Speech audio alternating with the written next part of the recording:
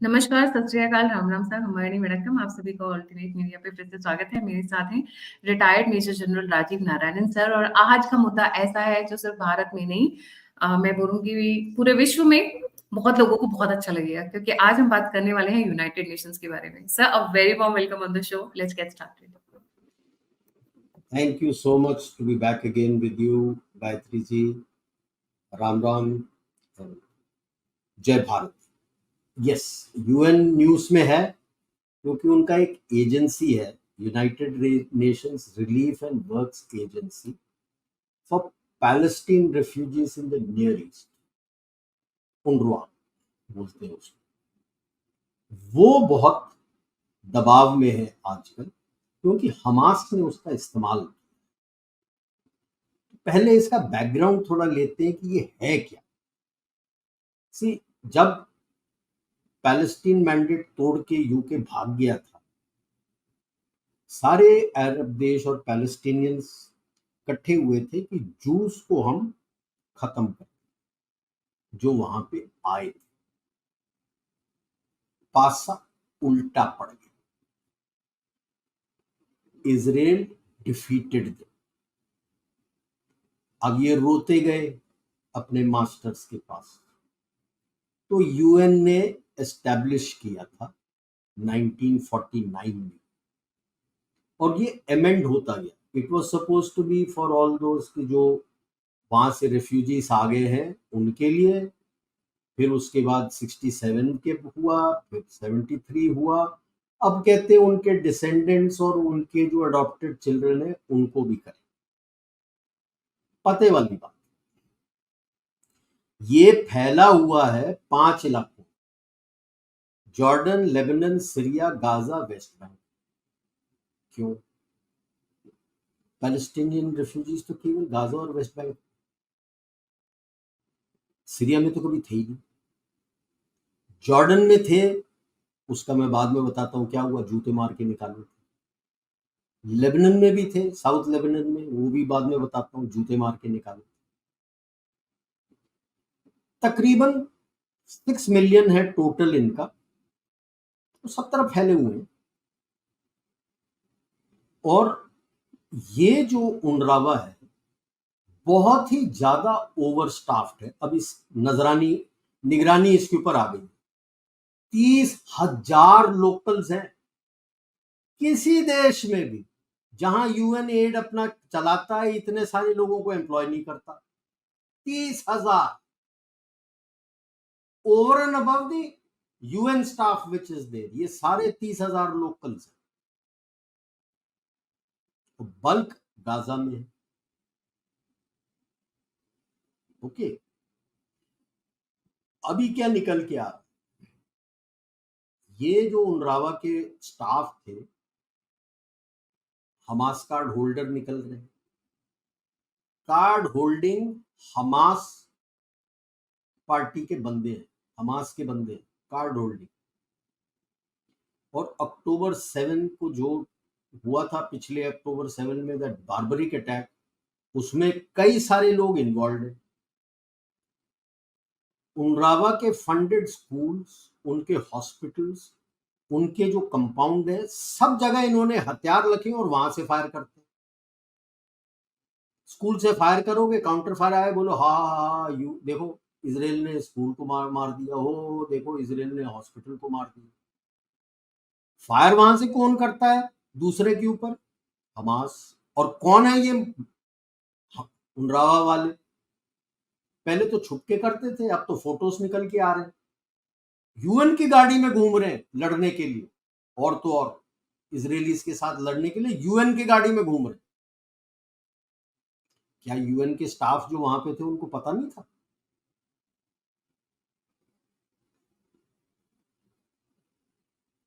भाई, जो जॉर्डन में थे ना, क्यों फेंका था इनको? इनका मैं सोच बताता हूँ। डीएनए पहले पीएलओ था, अभी ये हमास था। और ये हमास को बनाया यूएस और अपने इजराइल ने कि पीएलओ को तोड़ने के लिए, यासर अराफात को तोड़ने के लिए। कि सांप के अगेंस्ट सांप खड़ा कर दें। सांप के अगेंस्ट सपेरा सुना था, सांप के विरुद्ध सांप, तो वो सांप जब उसको खा जाएगा तो तेरे को खाएगा, उसने तो डसना है, अब वो डस रहा है, खड़ा तुम दोनों ने किया था, पैसे भी कतार के थ्रू फंडिंग काफी निकाल के भिजवाए हैं इनके पास। बट खैर वो बात की बात है, डीएनए का बताता हूँ। जॉर्डन में जब 67 वॉर में हारे बुरी तरह से अरब लीग, तो जॉर्डन में काफी पीएलओ के कार्डर आ गए थे, रिफ्यूजीज। सोच देखो यार, कितनी विकृत सोच है इन लोगों की, कि भी उन्होंने सोचा होगा कि हमको इजराइल में जगह तो मिलने वाला नहीं है, जॉर्डन पे ही कब्जा कर लेते। इनका जो किंग हुसैन होता था तब, उसके ऊपर 3-4 असैसिनेशन अटेम्प्ट किए थे ये हैंडसम यासर अराफात ने। तो 70 में इनफ इज इनफ करके Jordan army, Jordan requested Pakistan, एक पूरी ब्रिगेड भेजी थी अंडर द ब्रिगेडियर हमारा famous Musharraf, and they slaughtered the PLO, literally slaughtered. Official figures are 22,000, I think. 22,000 to 25,000. Official is 22-25. The unofficial figures, when you go on the net and check, is about 65 to 70,000 were brutally massacred, and they all ran Lebanon. गधे, उन्होंने उनको जगह दे दी। When they tried to capture Lebanon, कि हमें तो they are very clear, 2 state में हमें यहाँ पे कोई जगह नहीं मिलने वाली। They tried to capture Lebanon. So that time Hezbollah उतना खड़ा नहीं हुआ था, लेट 80s में, 81-82. तो Lebanon sought the help of Israel, and that is how Israel went in, and you only hear about the Shitla massacre and this massacre and that massacre. And then they went away from there, and rest is history. But अभी भी Lebanon में उनरावा का office है, क्यों है? कोई add तो वहां जाता नहीं है। Aid is basically bulk is to Gaza and only very few to West bank.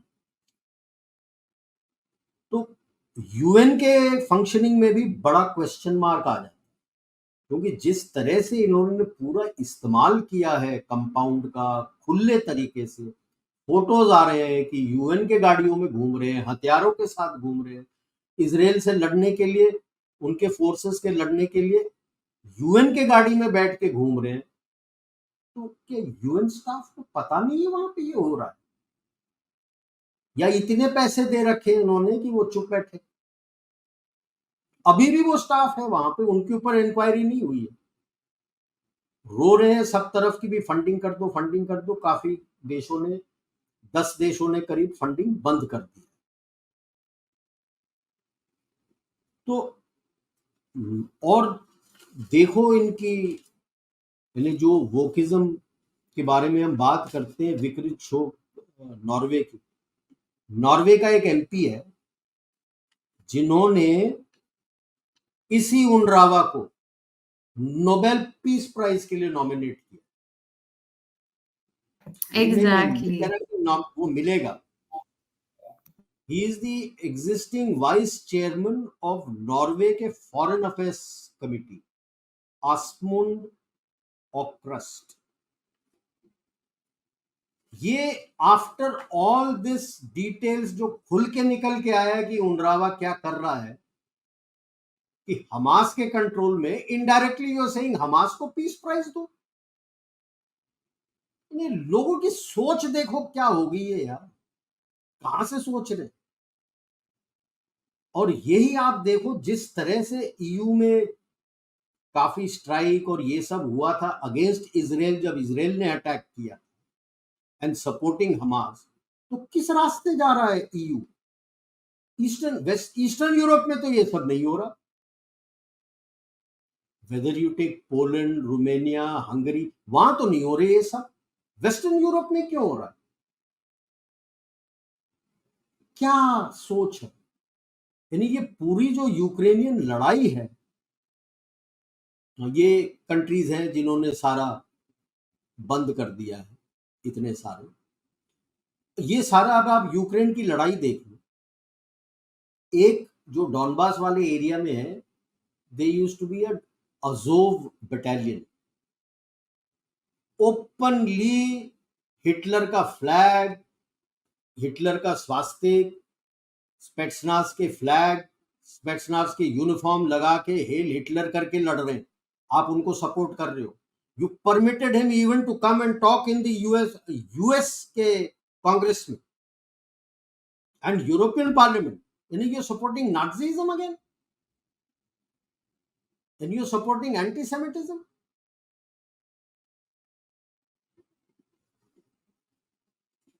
And funding बंद किया है, अभी खुल के आ गया है, हफ्ते से ऊपर हो रहा है कि इस नॉर्वे वाले एमपी ने ये अनाउंस किया है ओपनली।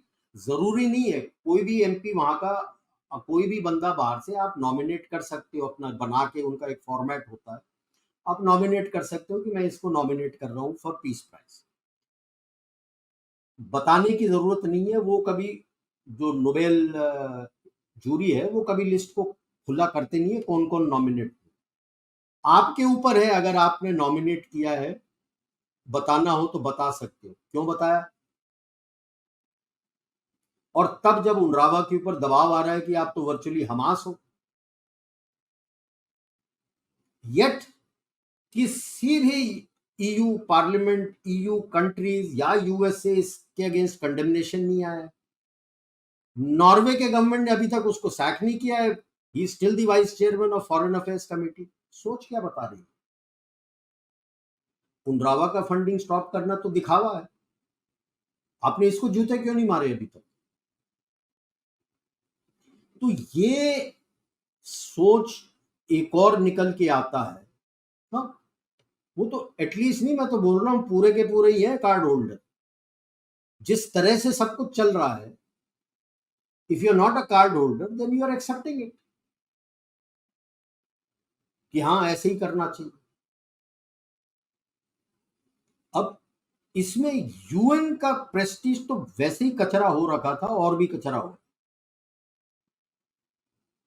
और Anglo Saxon group, Anglo Saxon का नाम जो मैं देता हूं हर वक्त, वो एंग्लो सैक्सन है जो कंट्रीज इंग्लिश बोलते, अंग्रेजी बोलते हैं, अपने अपने फॉर्म है। अमेरिका बोलता है नहीं हम अमेरिकन बोलते हैं, है तो अंग्रेजी बोलते। थोड़े अल्फाबेट्स आप स्पेलिंग थोड़े चेंज कर दो, मतलब तो नहीं निकलता एग्जैक्टली, तो वही है, आप अंग्रेजी बोलते हो। तो बेसिकली 5 है, UK, Canada, USA, Australia, New Zealand. इनका दबदबा होता था यूएन में। अब तो यूएन इटसेल्फ इज डाइंग। और जो ग्लोबल साउथ है वो G20 से कंपेयर करता है यूएन हर दफा। पहले भारत को कंपेयर करता था, अब G20 को कंपेयर करता है कि भाई G20 हमको डिलीवर कर रहा है, आप तो डिलीवर ही नहीं कर रहे। G20 में हमने तो अफ्रीकन यूनियन को ले आए हैं, और उड़ती उड़ती खबर है कि अगला जब साउथ अफ्रीका में होगा तो नेक्स्ट G20 में लैटिन अमेरिका भी आ जाएगा। तो bulk of the global south will be part of G20। तो यूएन का क्या फायदा हुआ। ये यूएन को सोचना पड़ेगा कि क्या मैंने खुद पुश करूं ये परमानेंट 5 को, और बोलो कि भाई साहब रिफॉर्म्स लाना है। जनरल असेंबली में आप डिस्कस करिए ना, क्या क्या रिफॉर्म्स लाने हैं आप। क्योंकि अगर रिफॉर्म्स नहीं आए और G20 में लैटिन अमेरिका और कैरिबियन भी आ गए, थैंक यू है यूएन का उसके बाद। तभी जयशंकर जी से बार बार कहते हैं club of oldies, self appointed chaudharies. आप मेरे को बता दो जी, कौन है परमानेंट मेंबर्स। यूके है, क्या वैल्यू है यूके की आज की तारीख में। फ्रांस है, क्या वैल्यू है यूके की आज की तारीख में। कोई जियो स्ट्रेटेजिक जियो पॉलिटिक स्ट्रेंथ है नहीं। चीन है, चीन को आप लेके आए थे सोवियत यूनियन के अगेंस्ट, सोवियत यूनियन टूट गया, आपने रशिया को टेबल दे दी। वो क्या उसके लायक था। क्या आज के तारीख में चीन लायक है।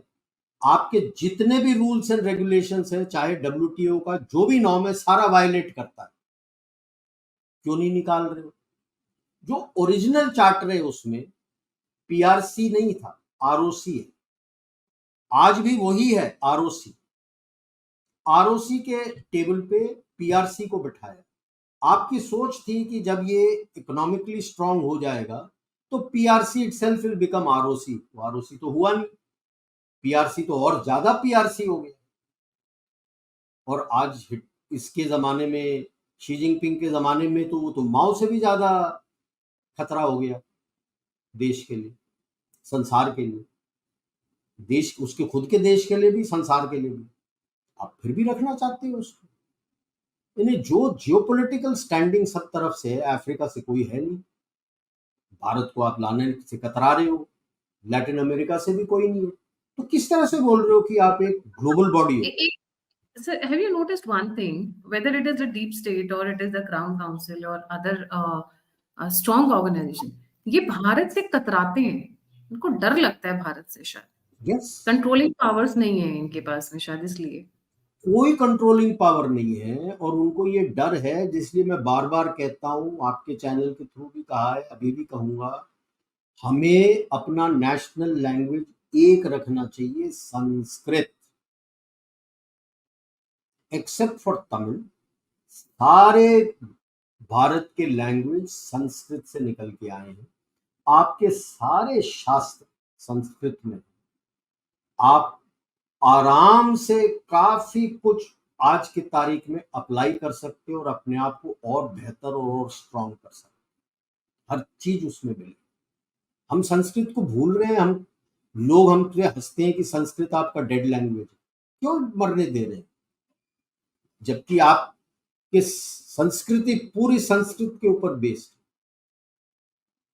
एंड आज के डिजिटल इंडिया के अंदर तो आप एक अपना संस्कृत पढ़ाइए, एक उसका मदर टंग पढ़ाइए, कहीं भी इंडिया में भी हो, डिजिटल कनेक्टिविटी है, वो तो मदर टंग पढ़ लेगा। उसके बाद पेरेंट्स को छोड़ दो, कौन सा फॉरेन लैंग्वेज पढ़ना चाहता है। इंग्लिश तो फॉरेन लैंग्वेज है। हम क्यों आज भी अपने सारे जितने भी टेस्ट हैं अंग्रेजी में कराते हैं? क्यों? चीन के अंदर सारे टेस्ट मैंडरिन में होते हैं। जो बिजनेसमैन चीन के साथ बिजनेस करना चाहता है उसको मैंडरिन सीखना पड़ता है। हम अपने आप को अंग्रेजी पढ़ा रहे हैं कि यार हम दूसरों के साथ बिजनेस नहीं कर पाएंगे। अरे ये कौन सी बात हुई? कोई जापानीज अंग्रेजी सीखता है? कोई साउथ कोरियन अंग्रेजी सीखता है? जो भी बिजनेस करने जाता है वहां पे वो जापानीज सीखता है, नहीं तो जापानीज इंटरप्रेटर लेके जाता है। कोरियन सीखता है, नहीं तो कोरियन इंटरप्रेटर लेके जाता है। तो ये कौन सी विकृत सोच हो गई हमारी?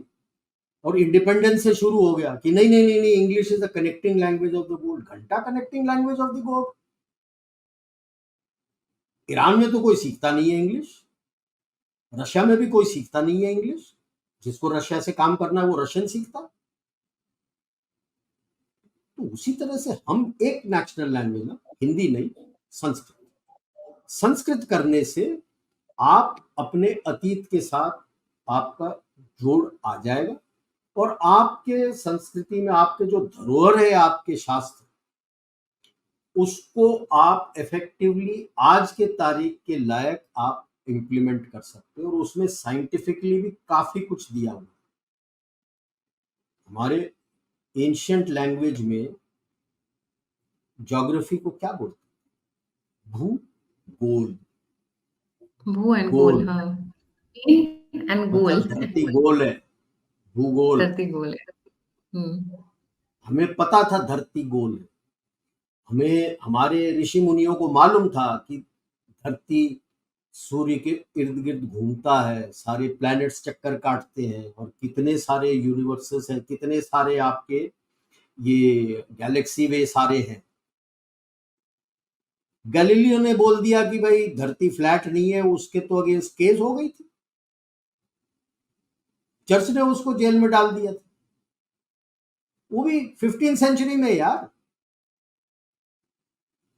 अपनी सांस्कृतिक धरोहर जो है उससे जुड़ना है हमें, इसलिए संस्कृत इज वेरी इंपॉर्टेंट। तो प्रॉब्लम यही आ रहा है अभी यूएन के सामने। जो अभी तक इनका स्ट्रैटेजी था कि भाई लेफ्टिस्ट इस्लामिस्ट उनको लेके चलेंगे, दरवाजा खोल के इन लोगों को अंदर लेके आए हैं, whether it be UK, USA, Canada, Australia. अब वो उसमें क्लियरली दिख रहा है वोट बैंक पॉलिटिक्स भी कर रहे हैं। Now it is costing them dear. उन्हें समझ नहीं आ रहा अब कैसे कंट्रोल करें, कैसे काबू करें। हमें दबाव हमारे ऊपर आएगा, क्योंकि अब G20 को ताकतवर आप बना रहे हो, तो ये भी दबाव आएगा आपके ऊपर, आपको तोड़ने के लिए। इसलिए चीन तो ऑलरेडी नैरेटिव चलाने की कोशिश कर रहा है कि इंडिया तो ऑलरेडी ग्लोबल टाइम्स में हाँ इंडिया के ऊपर कितना अच्छा लगता है, एशिया का कंट्री है, डेवलप्ड कंट्री है। Note it. आज से पहले, पिछले साल फरवरी से पहले जब G20 का हमने शुरू किया था, वॉइस ऑफ ग्लोबल साउथ, चीन तो खड़ा था यूएस के साथ कहने के लिए great nation relations, great power relations, G2, कि भाई हम तो डेवलप्ड हैं, ग्लोबल नॉर्थ हैं, तो हम दोनों लेट अस डिसाइड तुम्हारा स्फीयर कौन सा, हमारा स्फीयर कौन सा। Obama almost fail for it, state department में तोड़ दिया था। G20 में आप देख लो 150 में से 127 का अटेंडेंस था, 125 फिजिकल, 2 ऑनलाइन। 150 में से 127 बंदे का आना मायने रखता है। और अगर आप यूएन का देख लेंगे तो उसमें तो केवल 194 देश है, उसमें से 127 आपके साथ खड़े हैं कि हम आपके साथ हैं, आप कह रहे हो मैं आपके साथ हूं, आप डिसाइड करेंगे। और ये इनसे रहा नहीं गया देखते हुए कि भाई साहब जो G20 का चार्टर है उसके मुताबिक सारा करने के लिए आपने डिफरेंट पैनल्स बनाए, ठीक है। और उनके जो हेड्स थे उनको हमने शेरपा बोला था कि ये शेरपा हैं।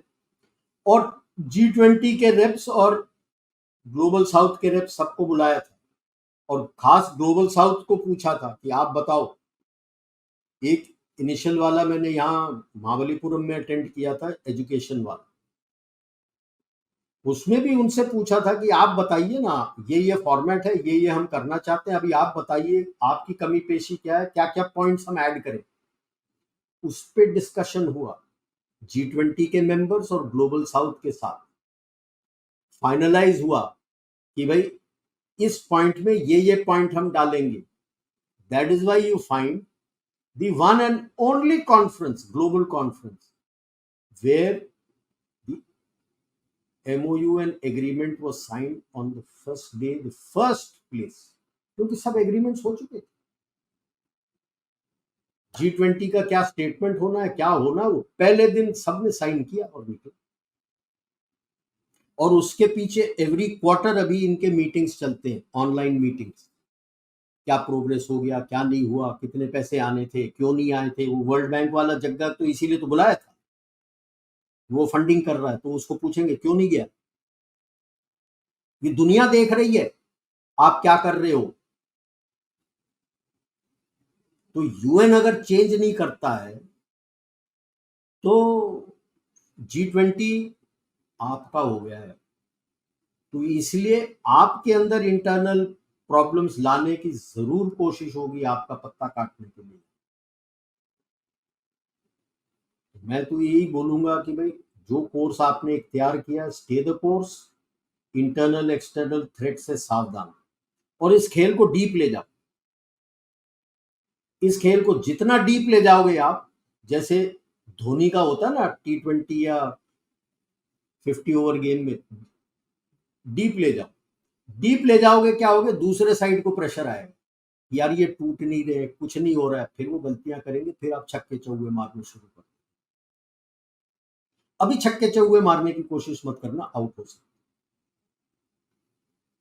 केयरफुल। ये था।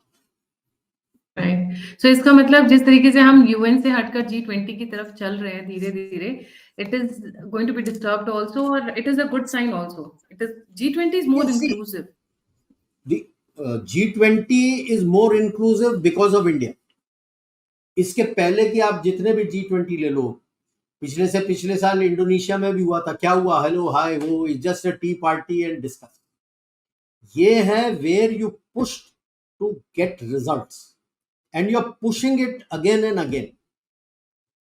एंड वाई G20 इंपॉर्टेंट हो गया है कि भाई द ग्लोबल साउथ फाइंड्स कि यार यूएन डिलीवर नहीं कर रहा, ये कर रहा है, उसके पास क्यों जाऊं मैं, इनसे बात करता हूं. That is what is going to force the UN to change. Otherwise, it becomes irrelevant. Right. आज के तारीख में आप दिखा दो पिछले 10-12 2 दशक चले जाओ पीछे, 3 दशक चले जाओ, क्या कर लिया है यूएन ने? कुछ नहीं. आपने क्लियर किया था अफगानिस्तान में जाने का, तो ठीक है अफगानिस्तान चले गए. आपको ठेंगा दिखा के तो इराक में घुस गए यूएस. आपको ठेंगा दिखा के लिबिया में घुस गए. आपको ठेंगा दिखा के सीरिया में घुस गए. क्या कर लिया? आपके खुद के जो यूएन के बॉडीज हैं, एड के बॉडीज, जैसे अभी उनरावा के अगेंस्ट आ रहा है कि उनके अगेंस्ट ही आ गया कि भाई आप तो हमास के साथ बढ़ गए हो पूरे. अभी और क्या क्या खुलेगा पता नहीं, और कितने स्केलेटन्स इनके कबर्ड में जो खुलेंगे. आई एम अमेज्ड कि यूएन यूके में पास हो गया कि मेरे जो इलीगल माइग्रेंट्स है मैं उसको रवांडा भेजूंगा. यार रवांडा तेरा देश है.